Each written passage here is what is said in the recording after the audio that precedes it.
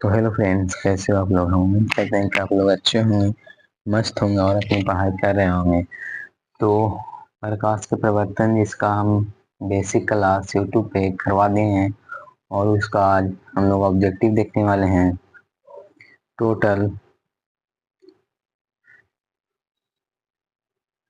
Total 62 प्रश्न हैं जो आपके एग्जाम के लिए काफी महत्वपूर्ण है। तो चलिए बिना टाइम वेस्ट किए इसे स्टार्ट किया जाए।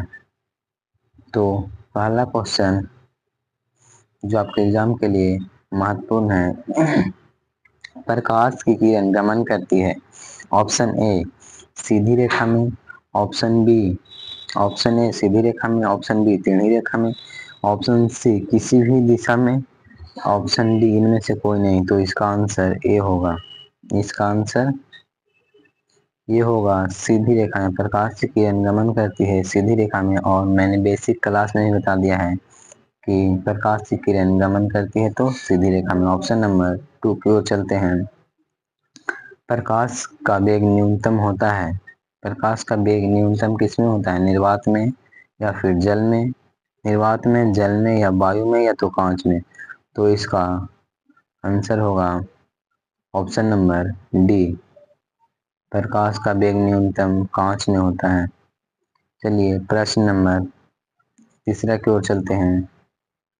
मोटर गाड़ी के चालक के सामने लगा रहता है, यानी मोटर के बाइक या तो किसी कार के हेडलाइट में कौन सा दर्पण लगा रहता है। तो इसका ऑप्शन है समतल दर्पण, उत्तल दर्पण, अवतल दर्पण या उत्तल लेंस। लेंस तो इसमें होगा नहीं, तो इसका आंसर ऑप्शन नंबर बी उत्तल दर्पण होगा। कि गाड़ी के हेडलाइट में कौन सा दर्पण रहता है, उत्तल दर्पण। यह आपके एग्जाम के लिए बहुत महत्वपूर्ण प्रश्न है। तो चलिए क्वेश्चन नंबर चौथा देखते हैं। मोटर कार के हेडलाइट में किसका प्रयोग किया जाता है। मोटर कार के हेडलाइट में, ये साइड मिरर में था। इससे पिछला क्वेश्चन साइड मिरर में था और यह हेडलाइट पूछ रहा है, यानी ट्रक, बस, ये सब के हेडलाइट में किसका प्रयोग किया जाता है। तो ऑप्शन नंबर सी अवतल दर्पण का प्रयोग किया जाता है। हेडलाइट में अवतल दर्पण का प्रयोग किया जाता है। क्वेश्चन नंबर 5वां की ओर चलते हैं। समतल दर्पण द्वारा बना प्रतिबिंब, समतल दर्पण में प्रतिबिंब बन सकता है, वास्तविक बन सकता है क्या, काल्पनिक, या दोनों, या तो इनमें से कोई नहीं। तो इसका ऑप्शन नंबर डी होगा, समतल दर्पण में हमेशा काल्पनिक प्रतिबिंब बनता है। तो इसका ऑप्शन नंबर बी होगा। चलिए क्वेश्चन नंबर 6 की ओर चलते हैं। लेंस की क्षमता के ऐसे मात्रक, यह आपके एग्जाम के लिए भी आई है जो 2025 में 100% आएगा। तो क्वेश्चन नंबर 6 पे आप लोग अधिक ध्यान दे दीजिएगा कि लेंस की क्षमता का ऐसे मात्रक डायोप्टर होता है। लेंस की क्षमता का ऐसे मात्रक डायोप्टर होता है। क्वेश्चन नंबर 7 की ओर चलते हैं। प्रकाश की किरण का पथ दर्शाने वाले चित्र को क्या कहा जाता है। किरण, ऑप्शन नंबर ए किरण आरेख, फोकस, किरण पुंज या इनमें से सभी। तो इसका आंसर होगा ऑप्शन नंबर ए किरण आरेख। तो क्वेश्चन नंबर 8वां की ओर चलते हैं। 2D क्षमता वाले लेंस का फोकसांतर क्या होता है, यानी 2D क्षमता वाले लेंस का फोकसांतर क्या होता है। Option number A 20 centimetre, 20 centimetre, option B 30 centimetre, option C 40 या ऑप्शन डी 50। तो इसका right answer option number D होगा, 50 सेंटीमीटर। क्वेश्चन नंबर 9, किसी उत्तल लेंस का फोकसांतर 50 सेंटीमीटर तो उनकी क्षमता क्या होगी। यानी एफ अगर पूछा है तो ऑप्शन ए में 5 डायोप्टर, -5 डायोप्टर या 2 डायोप्टर, और ऑप्शन नंबर डी 2 डायोप्टर। इसका आंसर डी होगा, 2 डायोप्टर। क्वेश्चन नंबर 10वां की ओर चलते हैं। प्रकाश की किरण के समूह को क्या कहते हैं। तो मैंने ऑब्जेक्ट बेसिक क्लास में बताया था कि प्रकाश से किरणों को समूह को किरण पुंज कहा जाता है। तो वही प्रश्न ऑप्शन क्वेश्चन नंबर 10वां है, प्रकाश से किरणों को समूह को क्या कहा जाता है? तो प्रकाश से किरणों के समूह को किरण पुंज कहा जाता है। क्वेश्चन नंबर 11 की ओर चलते हैं। उत्तल लेंस की क्षमता होती है, उत्तल लेंस की क्षमता क्या होती है? ऋणात्मक या तो धनात्मक। उत्तल लेंस की क्षमता हमेशा धनात्मक होती है, तो इसका ऑप्शन नंबर बी आंसर हो जाएगा। क्वेश्चन नंबर 12 की ओर चलते हैं। अवतल लेंस की क्षमता होती है, उत्तल लेंस की क्षमता धनात्मक होती है और अवतल लेंस की क्षमता ऋणात्मक होती है, जो ऑप्शन नंबर ए है। चलिए प्रश्न नंबर 13 की ओर चलते हैं। उत्तल लेंस को कहते हैं, उत्तल लेंस को और किस नाम से जाना जाता है? ऑप्शन ए अभिसारी, द्वि उत्तल लेंस या अपसारी लेंस या इनमें से कोई नहीं। तो इसका ऑप्शन नंबर ए हो जाएगा। उत्तल लेंस को अभिसारी लेंस भी कहा जाता है, जो ऑप्शन नंबर ए है। क्वेश्चन नंबर 14 की ओर चलते हैं। अवतल लेंस को कहा जाता है, अवतल लेंस को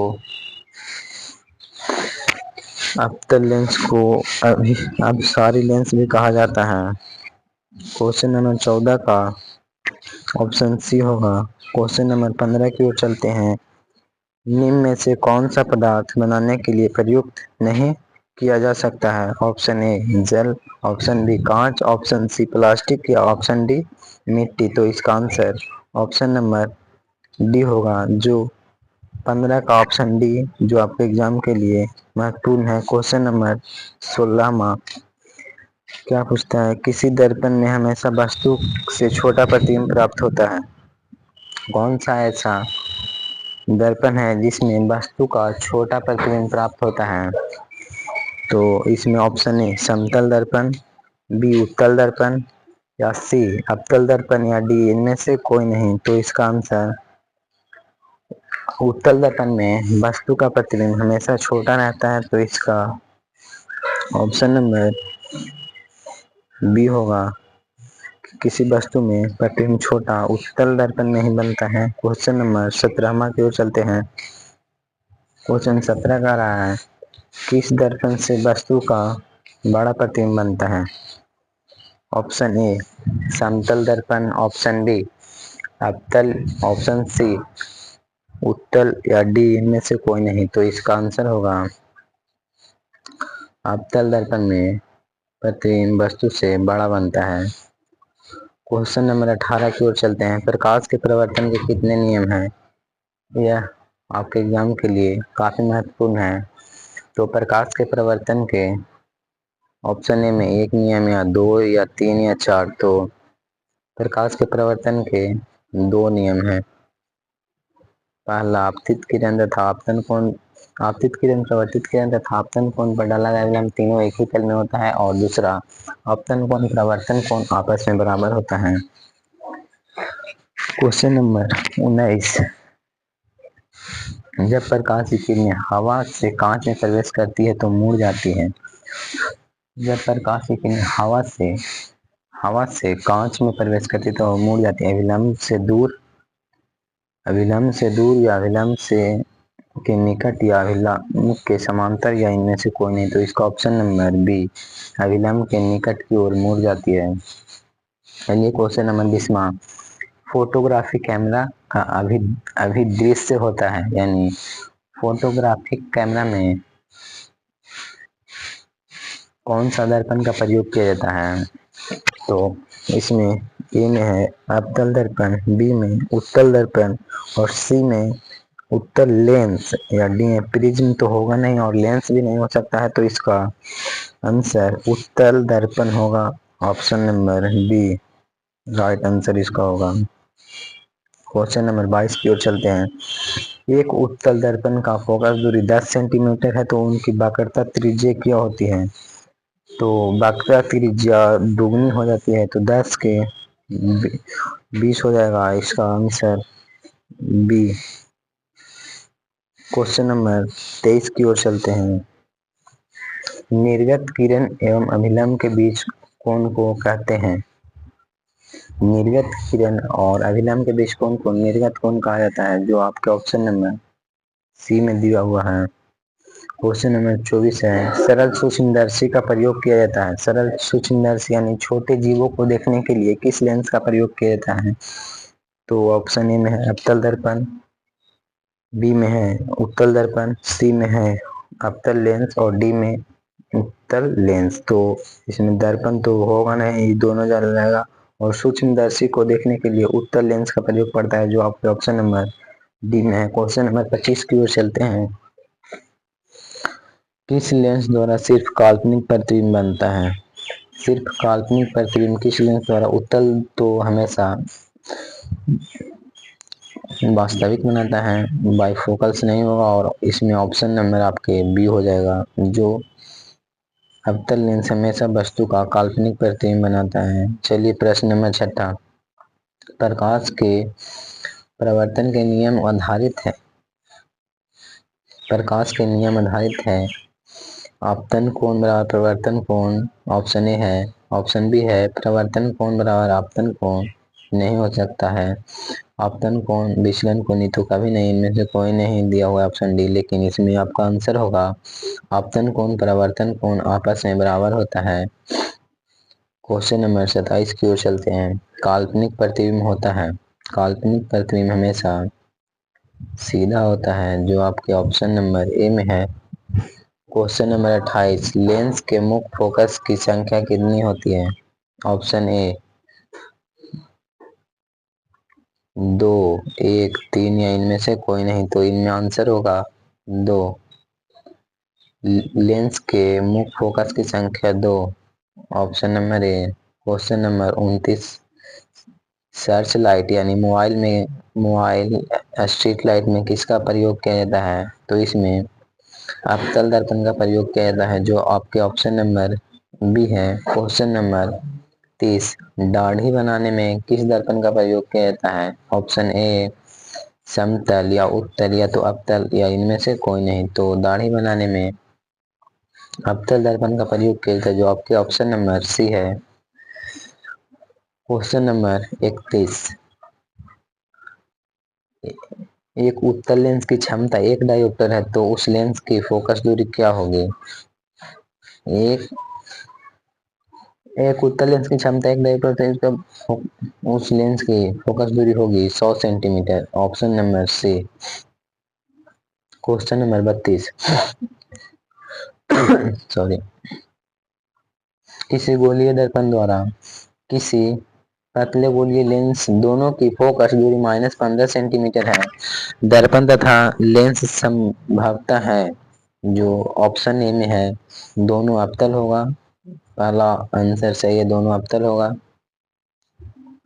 बी दोनों उत्तल, ये नहीं हो सकता है। ऑप्शन सी भी गलत है और ऑप्शन डी। तो क्वेश्चन नंबर 33, प्रकाश के अपवर्तन के कितने नियम हैं? तो प्रकाश के अपवर्तन पूछे या तो प्रकाश के प्रवर्तन पूछे, दोनों का 2 नियम है। ये आपके एग्जाम के लिए महत्वपूर्ण है। और 33 का ऑप्शन बी होगा राइट। चाहे आपसे प्रकाश के प्रवर्तन के कितने नियम है पूछे, तो इसका भी 2 होगा और प्रकाश के प्रवर्तन के भी 2 नियम है। क्वेश्चन नंबर 34, किसी माध्यम में अपवर्तनांक का मान होता है, तो किसी माध्यम में अपवर्तनांक का मान होता है साइन आई बटे साइन आर, साइन आर, जो ऑप्शन नंबर ए है। 34 का ऑप्शन नंबर ए होगा। 35, एक उत्तल लेंस की क्षमता एक उत्तल लेंस होता है, उत्तल लेंस होता है बीच में मोटा, जो आपके ऑप्शन नंबर सी है। आप सिर्फ बीच में मोटा देख लीजिएगा ऑप्शन, या यह जो 35 नंबर क्वेश्चन है, 35 नंबर भी क्वेश्चन है, आप लोग इस पर अधिक ध्यान दे दीजिएगा, क्योंकि यह एग्जाम में आता है। 2011 से 25 तक में यह क्वेश्चन 7 बार आ चुका है और आगे भी आने की संभावना है, तो आप लोग इस पर अधिक ध्यान दे दीजिएगा। चलिए क्वेश्चन नंबर 36 की ओर चलते हैं। 36 में पूछ रहा है अवतल लेंस का आवर्धन यानी एम बराबर, तो एम बराबर भी बटा यू होता है, ना कि यू बटा भी। इसमें ऑप्शन ए में है u बटा भी, ये गलत है।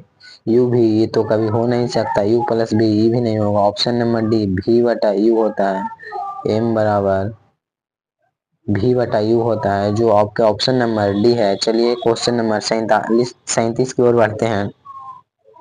गोलीय दर्पण के फोकसांतर एवं वक्रता त्रिज्या में संबंध, यानी पूछ रहा है गोलीय दर्पण और फोकसांतर यानी एफ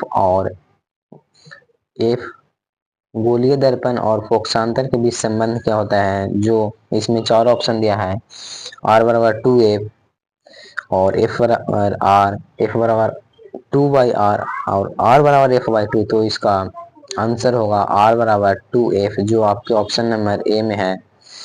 37 का ऑप्शन नंबर ए होगा। चलिए क्वेश्चन नंबर 38 क्या पूछ रहा है, सोलर कुकर में किसका प्रयोग किया जाता है। M V V I question 2025 के लिए, तो आप लोग इस पर अधिक ध्यान दे दीजिएगा। सोलर कुकर में हमेशा अवतल दर्पण का प्रयोग किया जाता है, जो आपका ऑप्शन नंबर ए होगा। इस पर आप लोग अधिक ध्यान दे दीजिएगा 38वां पर। क्वेश्चन नंबर 39, उत्तल लेंस में बना प्रतिबिंब होता है। उत्तल लेंस में हमेशा वास्तविक और उल्टा होता है। उत्तल लेंस में प्रतिबिंब वास्तविक और उल्टा प्राप्त होता है, जो ऑप्शन नंबर बी है। चलिए क्वेश्चन नंबर 40 की ओर चलते हैं। उत्तल लेंस में जब f और 2f के बीच रखा जाता है तो प्रतिबिंब होता है। ऑप्शन ए बड़ा और वास्तविक, बी छोटा और वास्तविक, ऑप्शन सी छोटा और काल्पनिक, और डी में है बड़ा और काल्पनिक। तो इसका आंसर ऑप्शन नंबर ए बड़ा और वास्तविक। 40 का ऑप्शन ए। 41, दो वक्रीय पृष्ठों से घिरे हुए ठोस माध्यम को क्या कहा जाता है। तो ऑप्शन ए में गोलीय दर्पण, बी में त्रिज्या, ऑप्शन सी में गोलीय लेंस और डी में समतल दर्पण। तो इसका आंसर होगा ऑप्शन नंबर सी गोलीय लेंस। 41 का सी। 42, वह गोलीय दर्पण जो बाहर की तरह वक्रित होता है उसे क्या कहा जाता है। इसमें ऑप्शन है अवतल दर्पण, बी में समतल दर्पण, ऑप्शन सी उत्तल दर्पण और डी में इनमें से कोई नहीं। तो इसमें आपका ऑप्शन सी होगा उत्तल दर्पण। 42 के सी। क्वेश्चन नंबर 43, गोलीय दर्पण के प्रवर्तक पृष्ठ के केंद्र को दर्पण का कहा जाता है। ए में मध्य, बी में ध्रुव, सी में गोलार्ध और डी में अक्ष। तो इसमें आंसर होगा आप लोग को मध्य, ऑप्शन नंबर बी। 44, किसी लेंस द्वारा उत्पन्न आवर्धन का ऐसे मात्रक आवर्धन का मात्रक होता नहीं है या मात्रक विहीन होता है। यह मात्रक विहीन होता है और ये इसका option number D right answer होगा। क्वेश्चन नंबर 45, लेंस के केंद्रीय बिंदु को कहा जाता है। लेंस के केंद्रीय बिंदु को प्रकाशीय केंद्र कहा जाता है, जो ऑप्शन नंबर बी है। क्वेश्चन 46, किसी शब्दकोश को पढ़ने में किस छोटे अक्षरों को इसमें आप लोग 5 सेंटीमीटर फोकस दूरी उत्तल लेंस देख के ऑप्शन नंबर डी टिक कर दीजिएगा। 46 के डी होगा। क्वेश्चन 47, दर्पण सूत्र होता है 1/v प्लस 1/u बराबर 1/f। तो देखिए इसमें कौन ऑप्शन है 1/v plus 1/u, option number ए होगा। दर्पण सूत्र सिद्ध करने के लिए आता है, जो 5 या 6 अंक के आता है। क्वेश्चन नंबर 48, गोलीय दर्पण का वक्रता केंद्र को किस अक्ष से निरूपित किया जाता है। यानी वक्रता केंद्र को सी द्वारा निरूपित किया जाता है, जो आपके ऑप्शन नंबर ए है, सी। क्वेश्चन नंबर 49, निर्वात में प्रकाश की चाल होता है 3 × 10⁸ मीटर प्रति सेकेंड। इसको ऐसे लिख सकते हैं 3 3 लाख मीटर प्रति सेकेंड। तो इसमें आपका आंसर होगा ऑप्शन ए। निर्वात में प्रकाश की चाल 3×10⁸ मीटर प्रति सेकेंड होता है। दंत विशेषज्ञ यानी जो डॉक्टर होता है, जो दांत मरीजों को दांतों को बड़ा प्रतिबिंब देखने के लिए किस दर्पण का प्रयोग किया जाता है? तो ऑप्शन ए अवतल, बी में समतल, या तो सी उत्तल और डी इन सभी। तो इसमें आप ऑप्शन नंबर ए होगा अवतल दर्पण। दंत विशेषज्ञ दांत को चेक करने के लिए अवतल दर्पण का प्रयोग किया जाता है। क्वेश्चन नंबर 51, पतले लेंस की आवर्धन की क्षमता होती है। पतले लेंस की आवर्धन की क्षमता होती है कम, अधिक, संतुलित या इनमें से सभी। तो इसका आंसर कम होगा, ऑप्शन नंबर ए। बामन के मोटे लेंस के आवर्धन की क्षमता होती है। मोटे लेंस की हमेशा अधिक होगा, अधिक। मोटा लेंस आएगा तो अधिक मार दीजिए आप लोग, जो ऑप्शन नंबर बी है। क्वेश्चन नंबर 53, अवतल दर्पण के ध्रुव और मुख्य फोकस के बीच रखे प्रतिबिंब की प्रकृति क्या होती है? तो आभासी और सीधा होगा, जो ऑप्शन नंबर बी है। क्वेश्चन नंबर 54, उत्तल लेंस का प्रकाशीय केंद्र और मुख्य फोकस के बीच रखे बीम की प्रतिबिंब की प्रकृति क्या होती है? ऑप्शन नंबर ए आभासी और उल्टा बीम में आभासी एवं सीधा, यह आंसर सही है, आभासी एवं सीधा। और ऑप्शन सी में काल्पनिक एवं सीधा, यह कभी नहीं हो सकता है और इनमें से कोई नहीं, ये भी गलत है। तो ऑप्शन नंबर बी इसका आंसर होगा। क्वेश्चन नंबर 55, अवतल दर्पण के मुख्य फोकस पर रखे बीम का प्रतिबिंब की स्थिति होती है ए में वक्रता केंद्र पर, बी में मध्य बिंदु पर और सी में अनंत। तो फोकस पर रखेंगे तो प्रतिबिंब अनंत पर बनेगा, जो ऑप्शन नंबर सी है। फोकस पर रखेंगे तो अनंत पर बनेगा।